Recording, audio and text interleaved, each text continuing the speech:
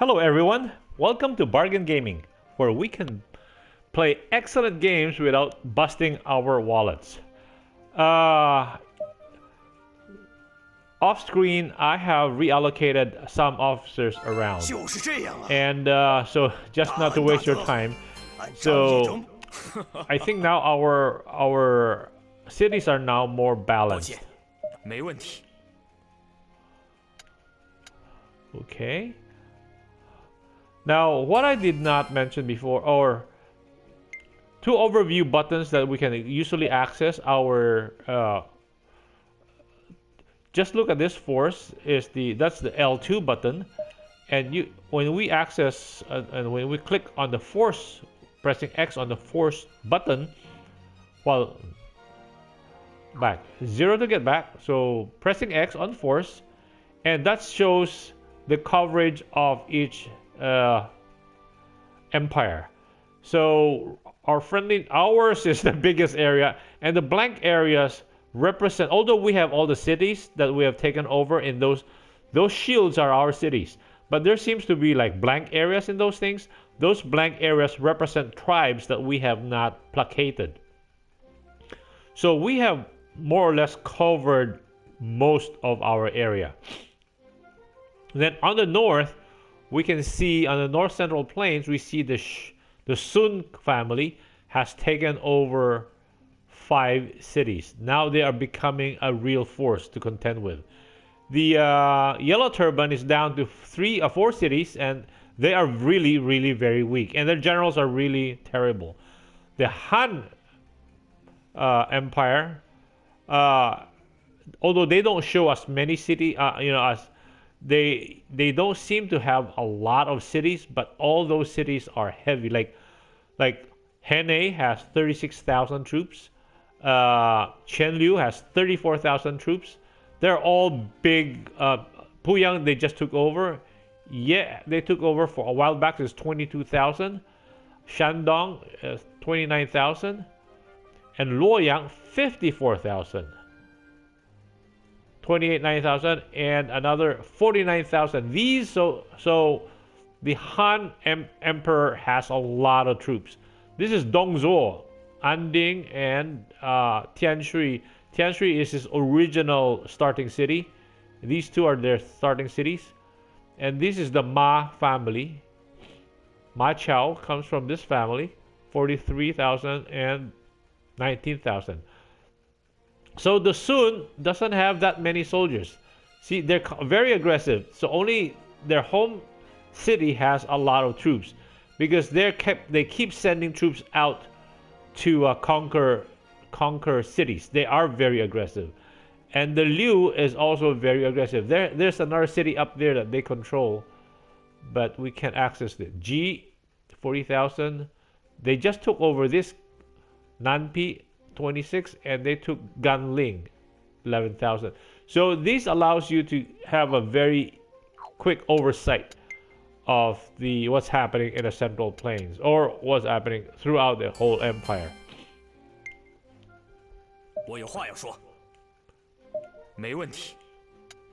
See,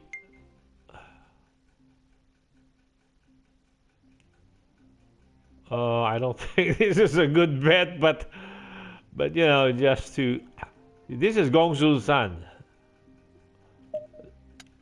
Remember when we look at the charts, like when we look at the charts here, oh, not this one, rather the charts here, that's so, and we go zoom out, so those are all the different forces that are currently in the map, and those show, that is the R2 button to access that.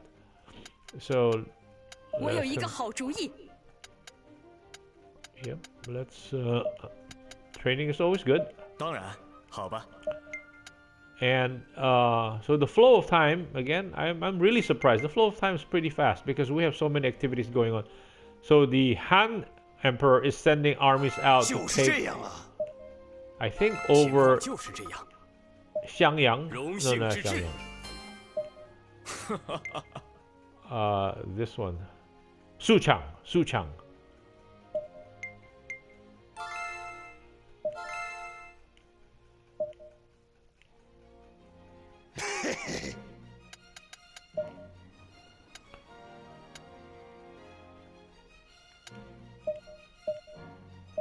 哎呀，感激不尽。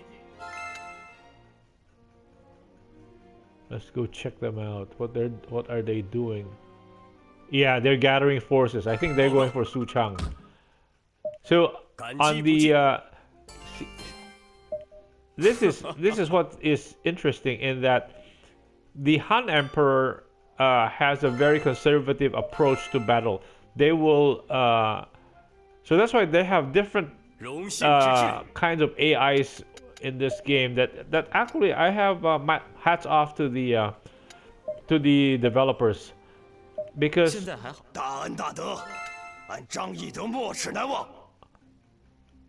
here see the Han Emperor gathers a lot of armies together first before attacking Su Chang. With the Sun family, it doesn't happen that way. So if we go in to zoom in, see they are approaching Su Chang over here. So and the Yellow Turban has sent armies to intercept them. Now, if we were being invaded, I will not do that. I will keep our armies. See, like this one. Now, they've left Suchang open. So,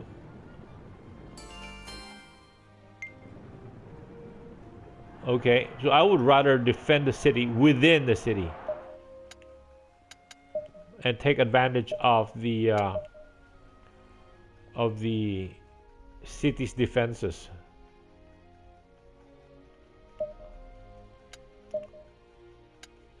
Okay, let's develop that. Yes. And let's go watch the fun happening in the Central Plains.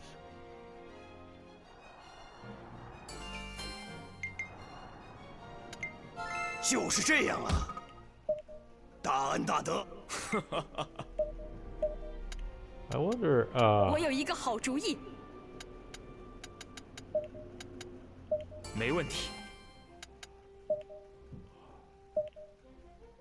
No, let's not do this. Let's do this first. Let's do the task of the minister first.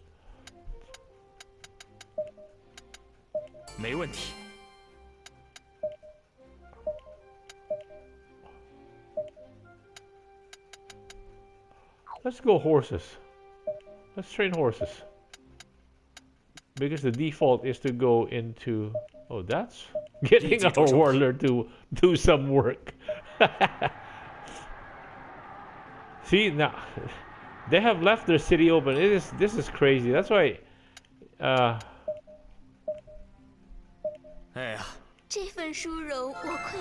okay, by the time he gets there, he's already taken over. And now it's just suicide for that relief column coming in late in the game, while the Emperor's troops are inside the city fighting them from inside the city.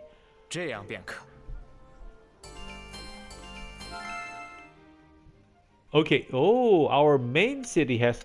This is the one I keep talking about. My preference, again, is population growth. But in this case, it is the recovery of growth. Medium increase rate of wounded troops.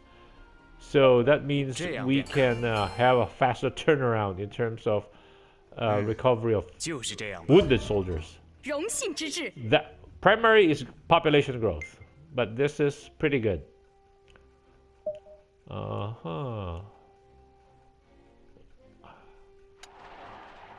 Yeah, that was not very smart.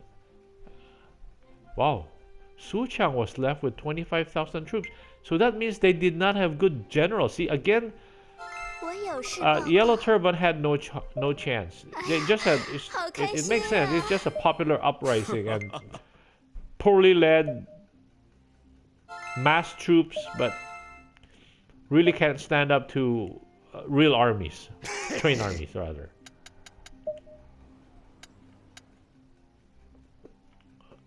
So, but that's like any civilization. As this is the Han Empire on its last legs, meaning high corruption, inefficient governance, or really bad governance, and the populace comes up and revolts. Not surprising. Early part of the Han Dynasty, they were very the what do you call this? The emperor was very strong, very energetic, and his officers were also well trained when they took over from the Qin Dynasty, and so the emperor, the start of the dynasty was very strong. In fact, they laid out what most of, basically the geographic areas that China now controls, or China now claims is its original territory.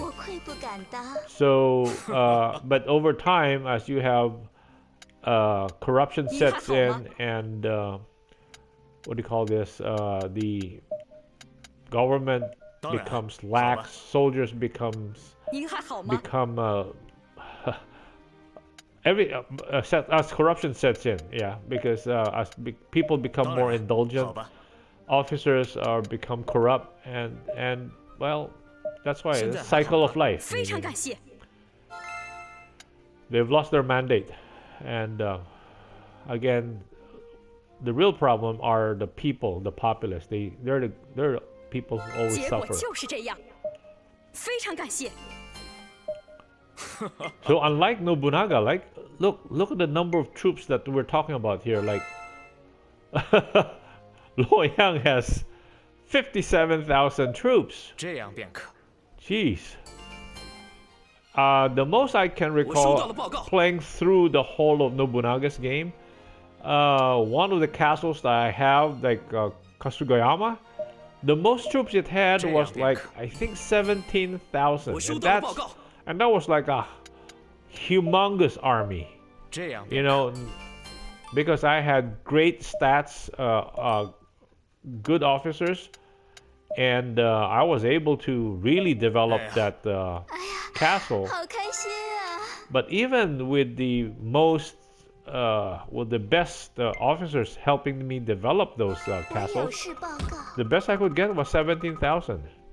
Or maybe if I play the game long enough, it might continue to grow big. But here, like, we're just in a few short years. Like, we started in 184, it's now only 187. We're talking about tens of thousands of soldiers now. So there's just massive number of soldiers, which is also reflective of actual historical fact. If I recall correctly, because when I read them during before the what do you call this? Before the Qin Emperor was able to beat down the other 7 major empire or kingdoms in his time, there were like 7 or 8 kingdoms fighting each other all throughout China. And the smallest kingdom at that time, prior to China being consolidated into one country, the smallest army was like 500,000 soldiers. But again, that is just what do you call this? A very broad definition of army, because most of the soldiers at that time were conscripts, and they were farmers, and they were poorly trained. So sure, they have the numbers, but they weren't like the Roman army that was a professional army that was trained to fight wars consistently. So the Chinese kingdoms at that time fielded massive armies.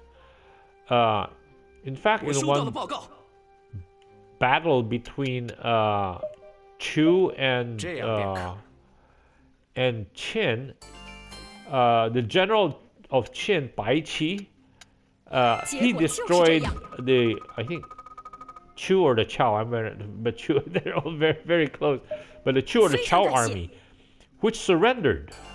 They lost and they surrendered, and this is historical fact. And he killed all the soldiers that the Chu soldiers that surrendered, like over 400,000 soldiers. He just mass buried them, and that kingdom never never ever recovered from that huge blow. 没问题。 It's like maybe might have wiped out 2/3 of the male population of that kingdom. They never fully recovered. It was nothing more devastating than that. In one single moment, over 400,000 soldiers were killed, murdered. That was annihilation at the horrific scale. Anyway, that's digressing. Sorry. So let's. Okay, we got some more stuff from. Again, well, these are good small stuff that we can. We haven't been able to recruit really good soldiers yet, because we haven't. And to do that, we have to be next.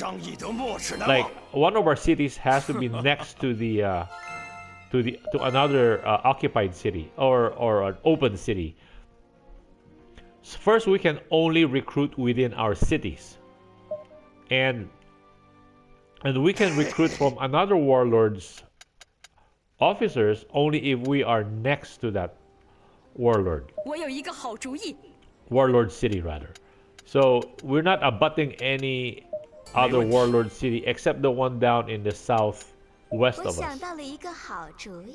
But that guy has lousy generals and he's very weak. So I'm taking my time taking over his cities because again I don't want to disrupt the history the way it's playing out. He's no threat to us.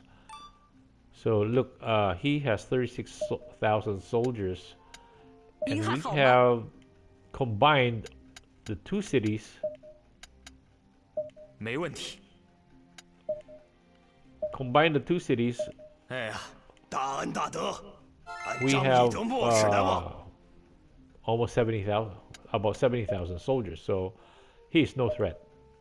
Let's go do training some more. Whoa! Oh, let's go do. So that means we have. 这样做怎么样？ Hey, let's check out our city. That means our city has. Wow! We are in the 就是这样。 mid-prosperous now. 大恩大德，俺张。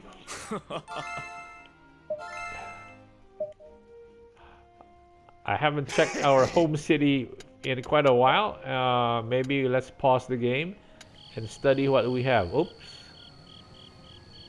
我收到了报告。这样便可。我收到了报告。 Okay. 这样便可。 Who went for? 嗯，就是这样吧。非常感谢。 Let's pause this for a bit. Yeah, our city, we are now in the halfway on the, we're now considered semi-medium prosperity. And our troops, wow, we're now going, the third segment are the heavy troops. So our horse is almost done. So if we hold down R2, no, it'll go back to L2. We can go down here and check. These are all troop types. So light spear, heavy spear, elite spear.